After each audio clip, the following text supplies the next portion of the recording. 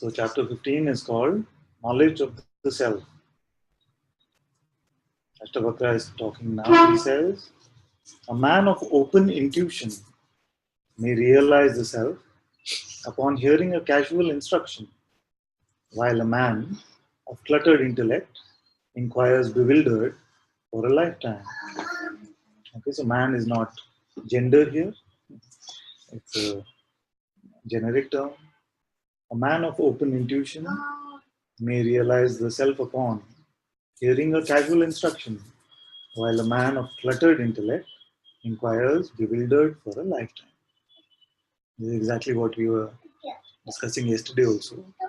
And it's apt that so many children are in Satsang today, because I was saying only the children, Jesus had said, only the children will enter the kingdom of heaven. What is the meaning of that? Now what happens in Satsang many times is there are two tracks playing. One is the track which is sharing Satsang, the second is the track of the mind. And you can watch that even now. Be saying, yes, yes, no, no, why this, I'm not hearing, what is he saying? You see, this constant track is going on. Okay? Now, what does the second track rely on? It relies on everything that we've known previously mentally. You see, all the knowledge that we have collected, including spiritual knowledge, it uses to actually get in the way of this meeting. You see? Because here we are meeting this oneness.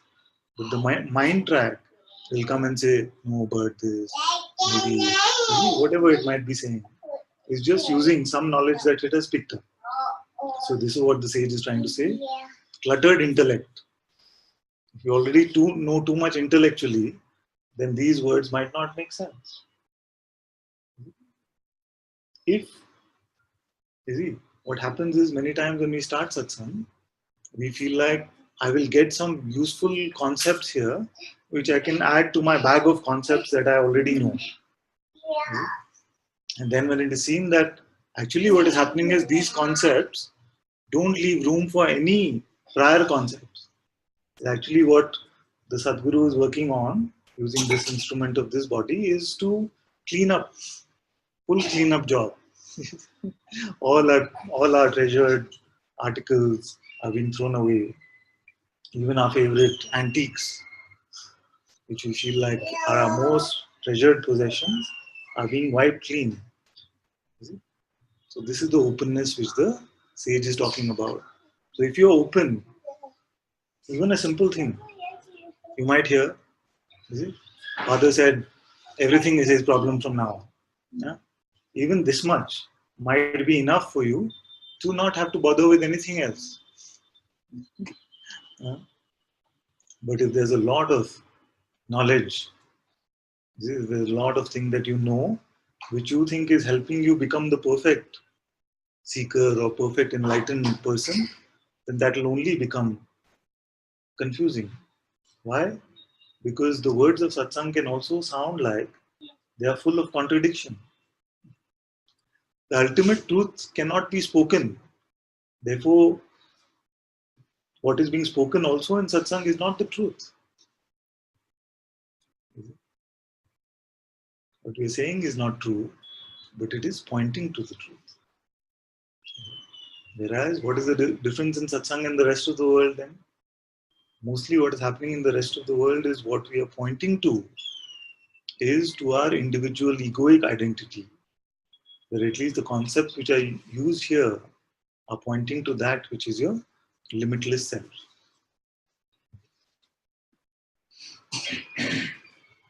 So if there is still a judge sitting in your head saying,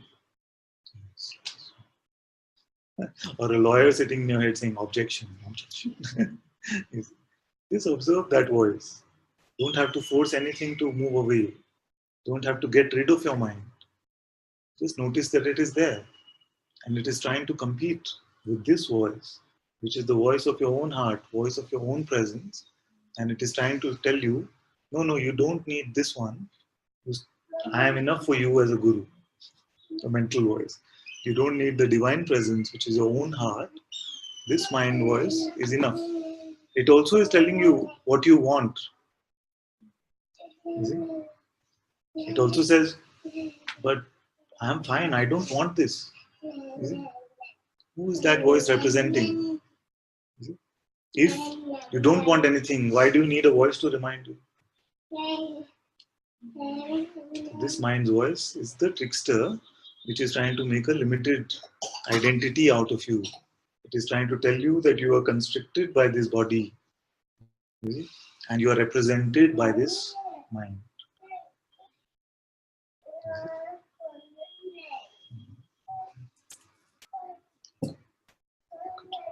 A man of open intuition may realize the self upon hearing a casual instruction, while a man of cluttered intellect inquires bewildered for a lifetime. That's why Adi Shankaracharya, at one time, he met this great Sanskrit scholar. Probably he knew all the Sanskrit, the nuances of the language and the literal translation of every word and what all it could represent. So it is for him in that encounter that he composed this beautiful uh, song, you can say, poem, you can say, set of verses called Bhaja Govindam. So he told him his instruction to this grammarian, Sanskrit grammarian, was chant the name of Govinda, chant the name of Krishna. You fool. Literally, he said, Moodmate, you fool. Chant the name of Krishna because all this grammar, all this mental knowledge is not going to get you anywhere. Empty out your intellect from all of this. Come to the innocence of a child and see how simple what is being pointed to is. Why is it simple? Because it is here now. Not one step you have to take. You see? Only this little bit of insight on what already is here. This checking is the inquiry. What is here or who am I? I know Dilip and I were speaking last time and he said, it's a bit complicated, this inquiry, this booklet.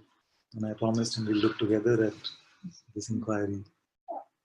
So basically what is happening is that if you remove all the complications and all the instructions, what is being checked is, what is it that is here?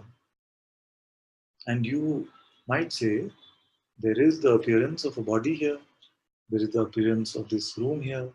There are these thoughts which come, emotions come.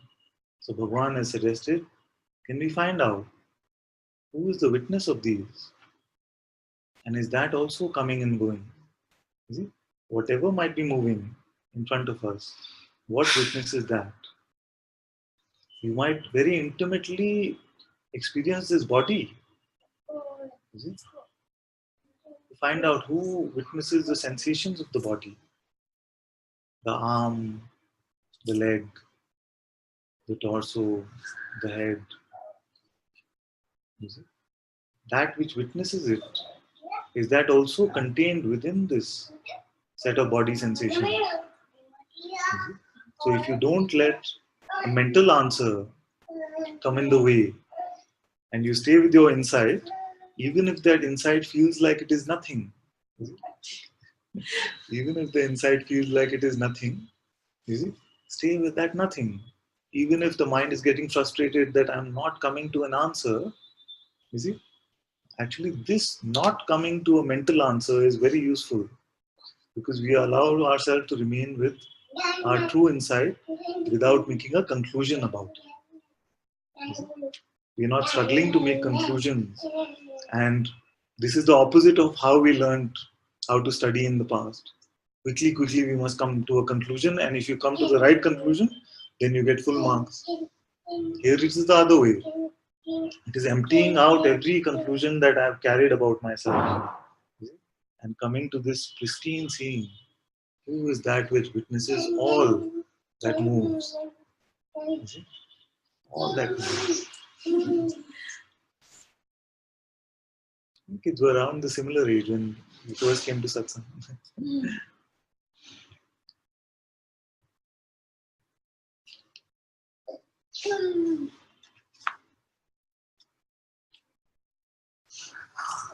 Aversion to the world's offerings is liberation. Attraction to the world's offerings is the suffering of bondage. This is the truth. Now do as you please. Well, I wouldn't have used the word aversion there. I would have said something like detachment or allowing, non-resistance to the world's offerings is liberation. Attraction to the world's offerings is the suffering of bondage. This is the truth. Now do as you please. What does this mean? The world offering means what? The world is appearing. The mind is saying, I must have this or I must not have this. When something appears, it just appears.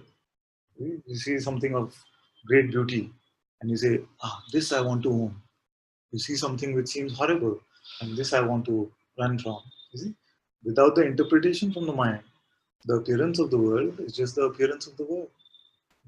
When it becomes the sense that I must have this, who is the I in that?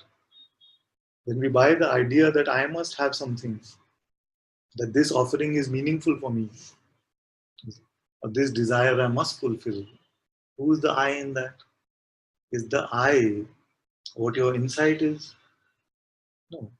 The I is that which you're believing about yourself.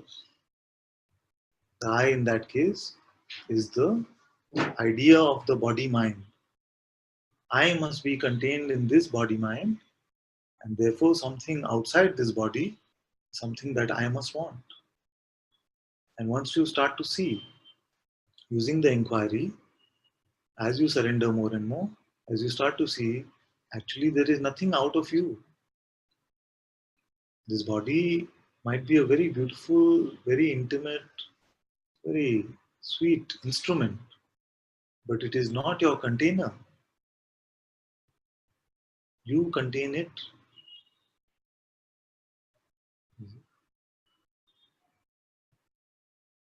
Now we have been taught right from childhood and maybe many lifetimes that actually it is the body container that contains me. Actually, this is just a condition. It's a teaching that I am restricted only to this part of the appearance, and the rest of the appearance is not me. Is something that we have been taught. I take this example, and often I say like this: that if you give a baby a new this toy which you hang on the pram and it rotates, we got like that for our kids, and we want them to play with that because we spend money on that, so we feel like wish they would use that, and then you keep saying, look there, look there, look there. And many times it happened with our kids, at least, that they would like look over there and then start playing with their hand and see. Hand is also moving, that is also moving. They found the hand more attractive somehow. So for them, they don't have this distinction that I must play with something which is this or this. For them, it's both is an appearance. You see? Till we teach them, my hand, your hand, move. You see? So this appearance of this body, this instrument, it can feel like this is my container. I'm contained. My boundary is defined by this. And yet you find in your experience that you feel that you are not contained in this. You say, many say like this, I will rest only after I am dead. You see, which means what? I will get some true rest after the body is gone. Rest in peace. Body is gone, but then I will find some rest. My body is very tired today. So there's a sense that there is a owner of this body, which we consider ourselves to be. But this one we cannot find. Other ways to look at this are, suppose you try and find the one who is concerned about, okay, Mr. Banker is here, so concerned about money in the bank. Who is the one that is concerned about how much money is in the bank account? Does the body care about that? No, there is an I who does. There's an I who does. Who is the one who's concerned about state of our relationships? The body is fine. There is a seeming I who does. What is this I?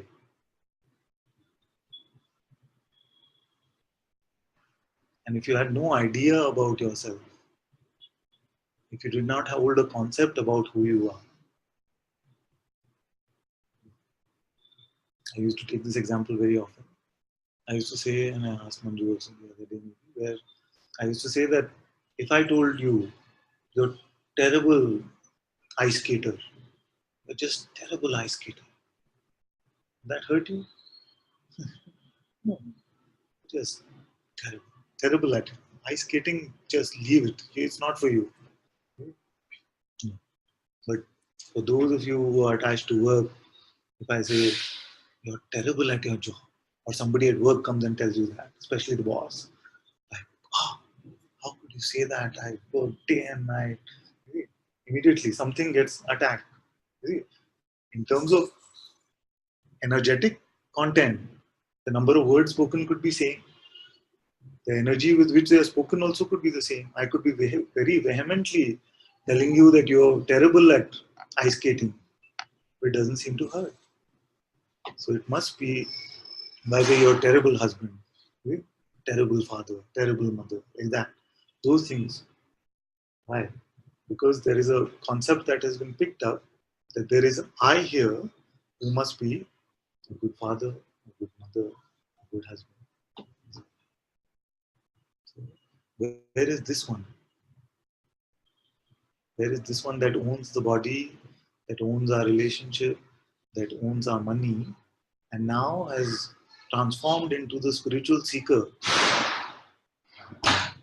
who owns the quest for freedom also? Where is that one? So when Bhagwan asks, who am I? He's asking, so who are you representing? Are you representing this one? Or are you representing that which is your own insight, your own discovery about what you are?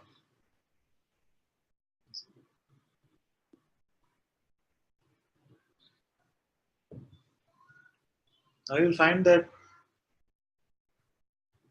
there seems to be only one problem with this.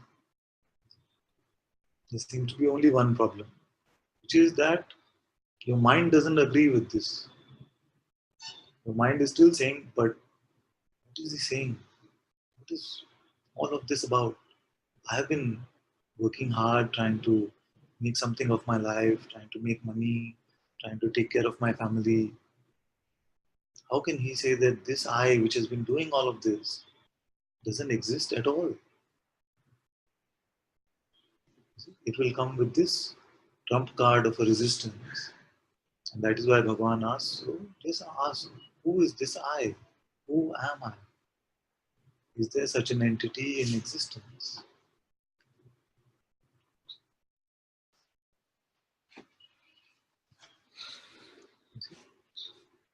Now for this kind of thing is very, very scary, very almost destructive sounding to the mind. Because it's trying to eradicate all the seeming work that it has done over I don't know how many centuries and how many lifetimes, trying to create this identity, trying to make something out of your divine presence, I am. As I was saying the other day, that this is the misunderstanding. We have misunderstood this existence and believed somewhere that this existence is something individual, something personal. This is mine as an individual entity. I exist here as if I am the person. But you start exploring this existence and you find that this existence contains all there is. Your mind will not agree with this, but you're seeing your direct insight will. And I'm not saying that you must go with what I'm saying. What I'm saying is you must go with what you are seeing.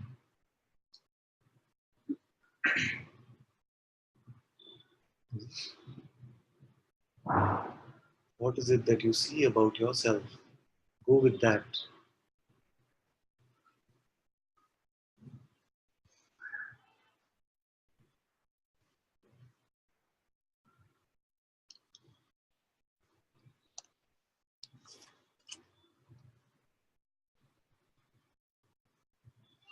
The knowledge of truth turns an eloquent, wise, and active man mute, empty, and inert.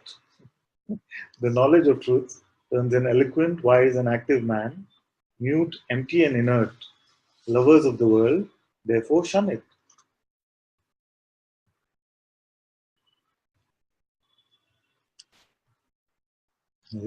It's very often reported like this. I'll take some examples of that. Now, notice that I'm just taking these examples as illustrations, and you must not use these examples as any sort of benchmark for yourself. Okay? So, what did we hear about Bhagwan? What happened with him? Bhagwan, one day as a teenage boy, felt like he's dying. He was in his home. He felt like he's dying. But something came within him where he said, if I'm dying now, I want to be there to see it. So instead of panicking with death, he just lied down and said, okay, let death come. And he wanted to witness how it is. Now, in that, what happened is that he saw the truth about himself, which is the undying awareness, the undying self. Then he moved to Tiruvannamalai, and for many years he did not speak. He just sat quietly, sometimes being fed by the villagers around him. Then, even with Yogi Ram Surat Kumar, he came to the recognition of himself with the grace of his master. And for many years, he did not find the words to communicate this. So then people used to, he was very learned, like a professor. And people used to think that he's some crazy beggar. So what would happen then is in Tiruvannamalai, people have thrown stones at him and pushed him in ditches. These kind of things have happened. Then Guruji himself, when he came to the discovery of this, then for months he spent just sitting. He shares this story. So people would come to him saying, what are you doing? I'm just sitting. Are you meditating? I'm just sitting. Are you bored? I'm just sitting. So for 6 months in his sister's house, he was just almost inert. So what happened is that after I met Guruji first time, I came back home and for many months, see, I'd gone there just after I'd done a big technology conference and everything like that. I went to Tiruvannamalai and spent some time with Guruji. I came back and it seemed like all this interest had gone, everything, all this fire to work, ambition to do something, it seemed to go away. But I was very happy. But that happiness was not yet visible outside. So then, as is common, then Garima and the rest of the family kept wondering, are you depressed? What has happened to you? So because this movement can be there, and then after some time, of course, the energy came and work still continues to some extent even today. But there was this period of a few months where it just fell away. It didn't feel like moving. Something was marinating in itself. So that's why the sage is saying that this knowledge of truth turns an eloquent, wise, and active man mute, empty, and inert. It can seem like from the outside. Lovers of the world, therefore shun it. Because if you see me like that, after meeting Guru, you wonder what happened, and I'm not explaining anything properly. I'm just somebody saying, "Are you depressed?" I'm saying, "No, actually, I feel very happy." I don't want this, whatever he's on. I don't want this stuff. Because it can feel a bit fearful. What's going on? So therefore, It can seem like those who are very attached to the world can seem to shun this, or at least it can bring a lot of fear for them that this should not happen. That's why Guruji also reminded us that nobody who has come to the discovery of the self has regretted it. Nobody has said, okay, take back this recognition of this undying self. Let me not be the unlimited being. Let me go back to my limitations and my guilt and my pride. Nobody has said it is beyond any experience that you can taste.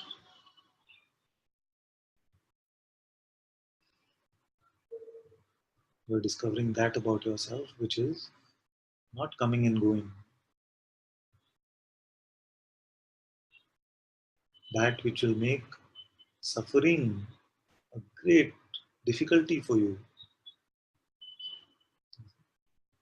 You have to work really hard if you want to suffer.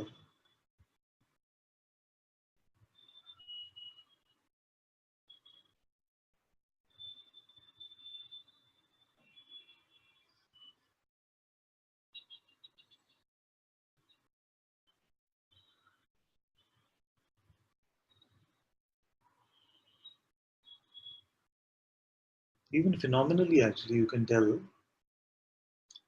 you've seen some of the group photos of sanghas, group photos of sanghas, you can see that there is so much joy, so much happiness there. And we've seen group photos of the richest people in the world. Is that joy and happiness visible there? The the light of self-discovery even ends up showing itself in the phenomenal play. That's why so many started to gather around Bhagwan even when he was not speaking. There's another great Indian sage called Meher Baba. He was in Pune and he met another saint called Baba Jan, who never used to speak or anything. People, half of Pune still uh, would have considered her a crazy woman, something like that. So she just touched him like that, and he just discovered what he was. Then, for many, many years, he stayed in silence. In a small box or something he built for himself. He just stayed in silence after meeting Babajan. So, Meher Baba also.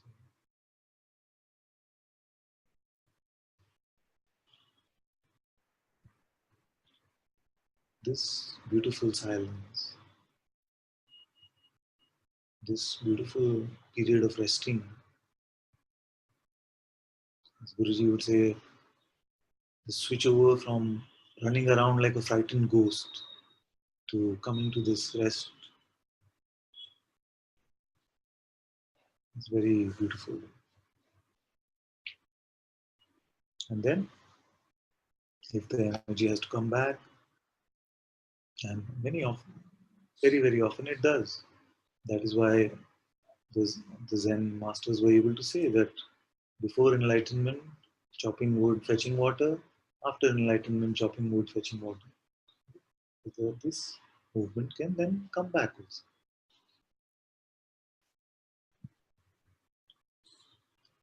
Let's just look at a few more verses before we get into the questions.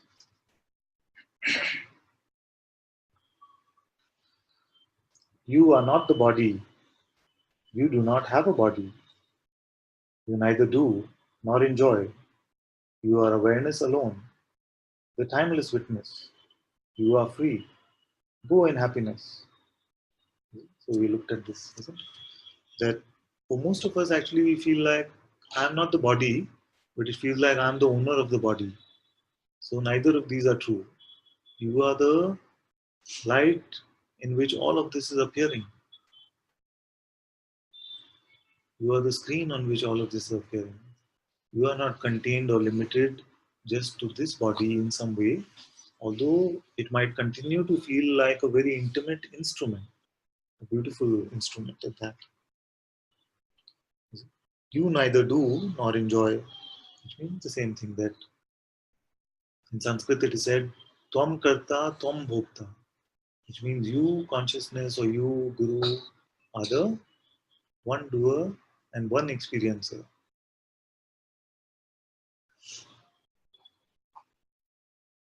Very happy that in the Ashtavakra Gita, both aspects of this is considered.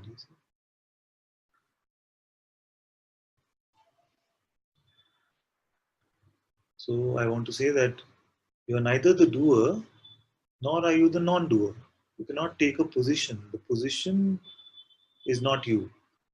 So if you take the position, oh, I'm not the doer, so I'm not going to go to work today, that is also not valid.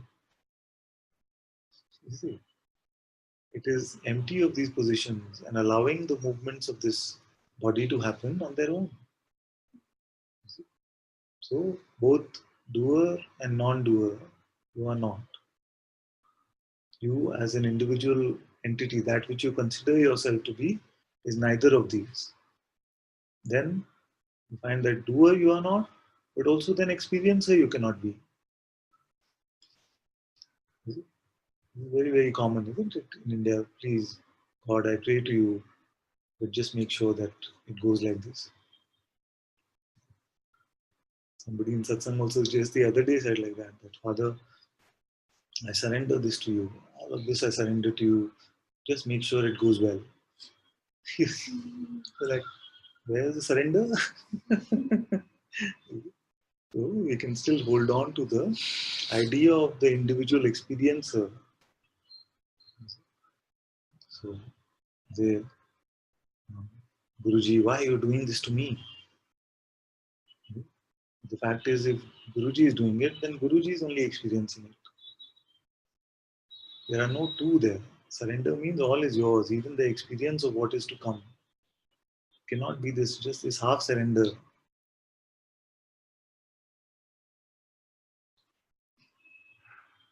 You see, this is how the path of prayer, the path of devotion can move. Starting with this prayer, please God, take care of me, make everything go well for me, make sure I have a good day. Then it moves to, dear God, whatever is your will you bring to my day, I will experience it. You are doing everything here. Then it might move to saying, dear God, who am I to make this prayer? You are the doer and you are experiencing it. All of this is your play. Then it comes to the seeing that there is no separation, there is no God and me. All there is one.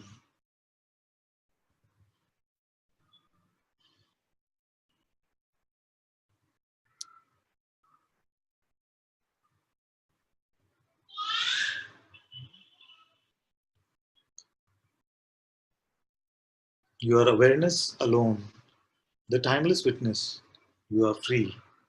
Go in happiness. Attachment and aversion are attributes of the mind. You are not the mind. You are consciousness itself, changeless, undivided, free. Go in happiness. So this aspect we have looked at many times now, attachment and aversion.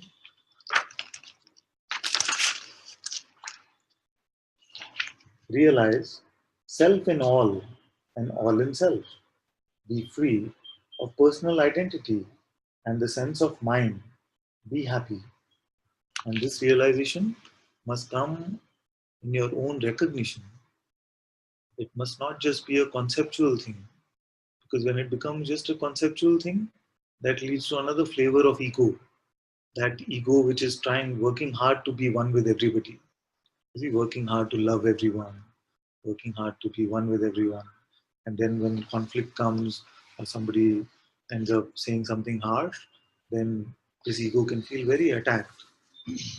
The ego that is trying to be one is best dropped. Don't try to be one. Just recognize what you are. In that, the oneness will be seen on its own. So realize self in all and all in self. So this realization comes with your recognition, not as trying to force yourself to feel as one or be as one. Be free of personal identity and the sense of mind. Well, you are free.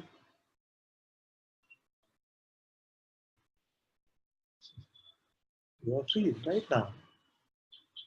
Before the mind's conclusion is coming, but no, no, no. Before that, you are free. During that, you are free. Also, after that, you are free. It's only the pose that you can pick up. That's why I've started calling it a mask. You can pick up the mask of the bound one. See, so therefore, that is effort. To be free is effortless. Truth is effortless. It is the lie to which we have to make effort. And you notice that in real life also. In this day-to-day life also, I should say. To lie, it's a big struggle, isn't it? Say one lie, then you have to remember what you lied about. Because next time you have to lie many times. 100 lies to cover up one lie. So this basic lie of our ego, we've been reinforcing this with all these other lies. That I will come to my peace and happiness if I have this. I will come to my peace and happiness if I have this. And you're starting to realize that all of these have been lies. And what is the good news? The good news is that actually none of this you had to do. You were completely complete and full. The source of happiness itself is what you have always been. You don't need to go helter-skelter, running about here and there, trying to find it. All that you needed to look was inside your own box, where on top of which you were sitting with a begging bowl. Give me some happiness, give me some happiness. Till you actually got up and saw what's there in the box. You find that the source of all happiness has already been here, has always been here.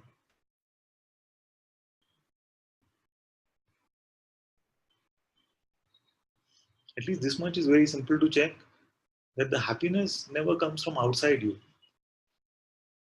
Even if you feel like it's coming as a result of some desire being fulfilled, you see that it can only come from within you. Nobody can give you happiness. Take 10 grams of happiness. How much is it? Nobody can give you. It's not from outside. It's only coming from within. So the source of happiness must be where? Within.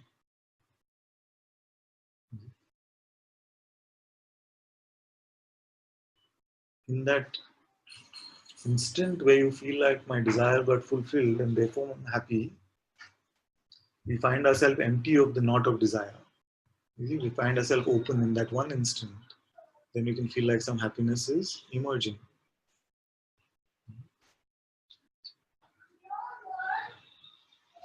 So the mind will say, okay, let me give you the next thing to get, so that again you can feel happiness, and give you the next thing to get, and the next thing to get.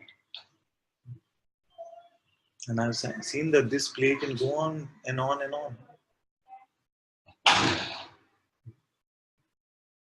That's why here, at least in the expression, it does not play like many sages have said in the past. I give them what they want, so one day they might want what I want to give them. Because I've seen that this desire is an unlimited tummy. The more you put into it, the more it wants. The more you put into it, the more it wants.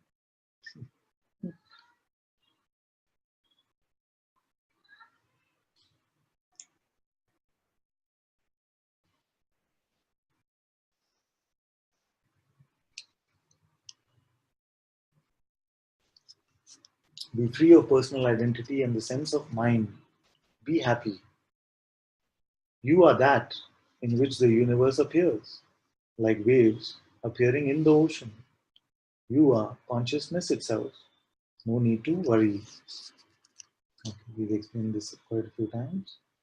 Have faith, my son, have faith. You are awareness alone, the self, the one. You are the Lord of nature. This is one of the verses that Paul had found for us also. Have faith, my son, have faith. You are awareness alone, the self, the one. You are the Lord of nature. We've looked at this a few times. I wonder what we are going to do about these verses in the book. Maybe you'll find some explanation from the past. The body is made of worldly stuff. It comes, it lingers, it goes. The self neither comes nor goes. yet remains. Why mourn the body? The body is made of worldly stuff. It comes, it lingers, it goes. The self neither comes nor goes, yet remains. Why mourn the body? So again, I'm saying that I'm not I'm not asking you to have any sort of aversion to the body, any sort of even disrespect to the body. I'm just saying that notice its fundamental reality. It was most likely born in a hospital, and most likely the last moments will be spent in a hospital or at least on a deathbed. So it is going. One day or another, it is going. Just notice that as beautiful as it might be, as amazing the system of the body as it might be, it's leading to the cremation grounds or the cremation pyre one day or the next. So does it make sense that we invest all our attention, all our time on just tending to this body, which one day it has to go, especially when so many beautiful beings through centuries and forever have pointed us and said there is something beyond this bodily existence. Is that not worthy of some attention? Is that not worthy of some inquiry to see, can I not find that which is beyond this bodily existence? That's why the Katha Upanishad is a beautiful metaphor for this, where the Lord of Death himself comes and tells this young boy that I'll give you whatever you want, riches, pleasures, lifetime of the best life you can have. And the young boy Nachiketa says, but will this make me deathless? Will this make me immortal? Will this be beyond you? And Death said, no, all that is phenomenal, one day or the other has to go. So then the young boy says, okay, then tell me about that which is beyond death. Then the true discourse starts, then the true communion starts.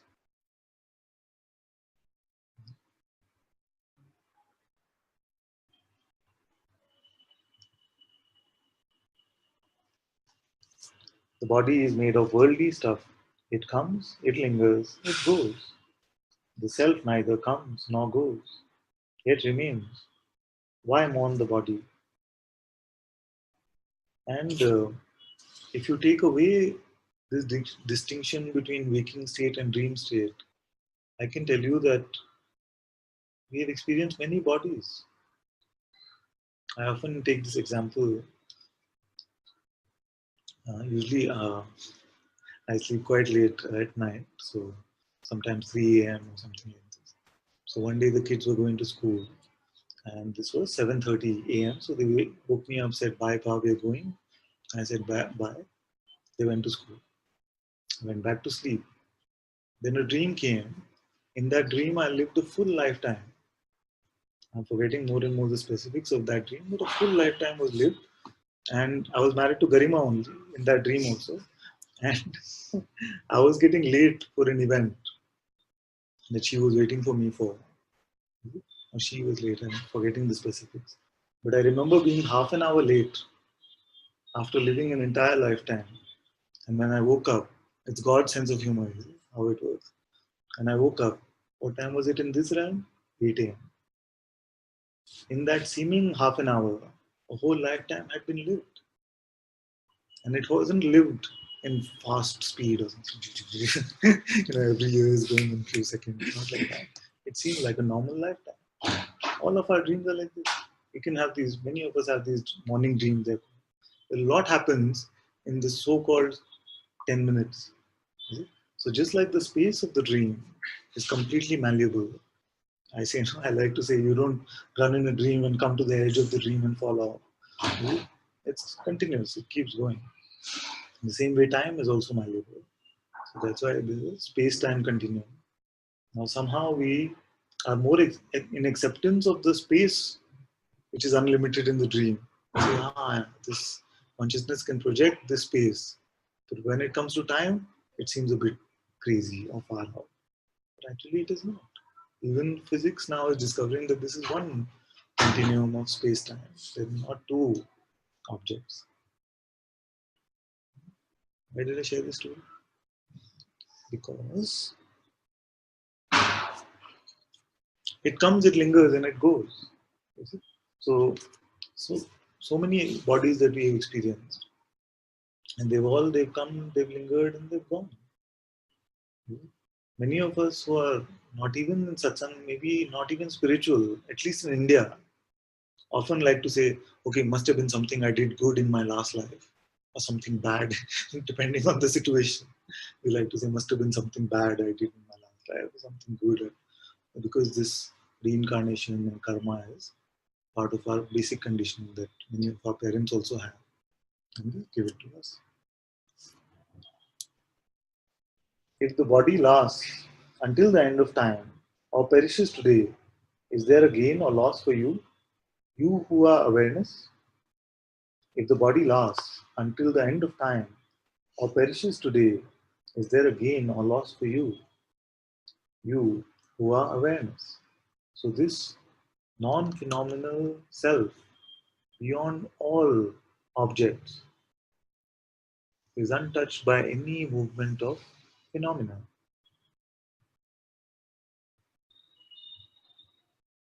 So whether it is this suit or another suit, doesn't really matter. To the self,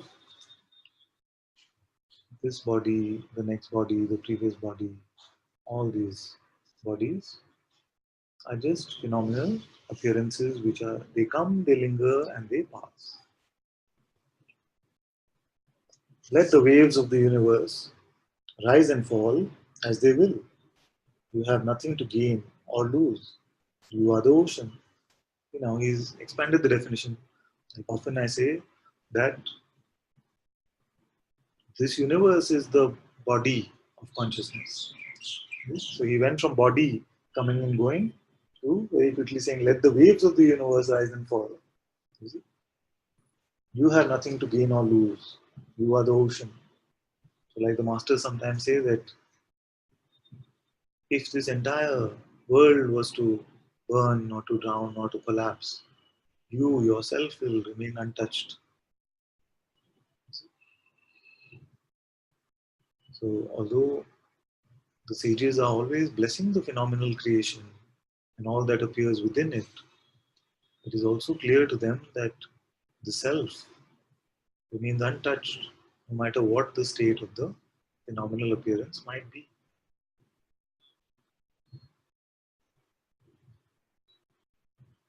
Now the mind will paint a fearful picture and say that if I come to this discovery of the self, then I'll have a negativity towards the world, an aversion towards the world. It is not that.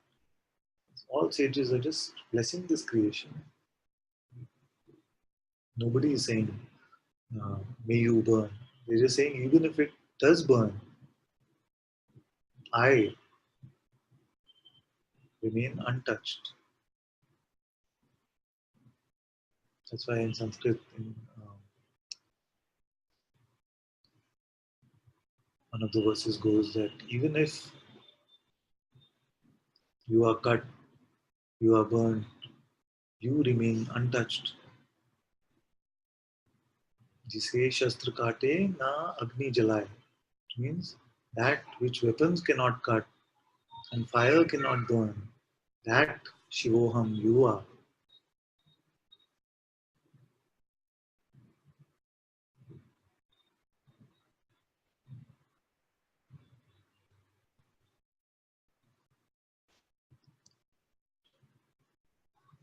You are the substance of consciousness. The world is you. Who is it that thinks he can accept or reject it? And where does he stand? You are the substance of consciousness. The world is you. Who is it that thinks he can accept or reject it? And where does he stand? That's why I say that this openness, to see that all of this is just a movement of consciousness. This referencelessness, this positionlessness is all about this. Because the clue is that the ego is another word for resistance. What is just is. And now you take any position with it, including a position saying, "This is, I accept you, I forgive you." You see, you're making yourself into something limited again.